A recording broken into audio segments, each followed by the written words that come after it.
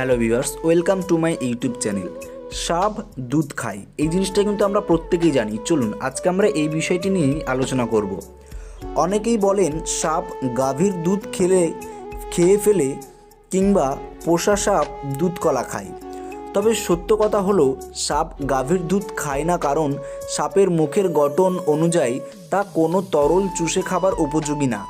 সাপের জিহ্বা দ্বিখণ্ডিত থাকে, এতে জিহ্বা দিয়ে নিপলে চাপ দেওয়া সম্ভব হয় না। পাশাপাশি সাপের মধ্যচ্ছদা নেই, তার কারণে সাপ মুখগহ বায়ুশূন্য করে কোনো কিছু চুষে নিতে পারে না। অনেক সময় আমরা সাপের খেলায় ওঝাকে দেখি, সে সাপকে দুধ খেতে দিচ্ছে এবং খাচ্ছেও। এটা তাহলে কিভাবে? এখানে ওঝা নির্মম একটি কৌশল অবলম্বন করে। পোষা সাপটিকে বেশ কিছুদিন তরল কোনো খাবার বা জল দেওয়া হয় না। এতে সাপ অত্যন্ত তৃষাক্ত থাকে, তাই খেলা চলাকালীন তাকে যখন দুধ দেওয়া হয় তখন সাপ নিরুপায় হয়ে দুধই খেয়ে নেয়। সবথেকে বড় কথা হলো দুধ হজম করার জন্য প্রয়োজনীয় এনজাইম সাপের নেই।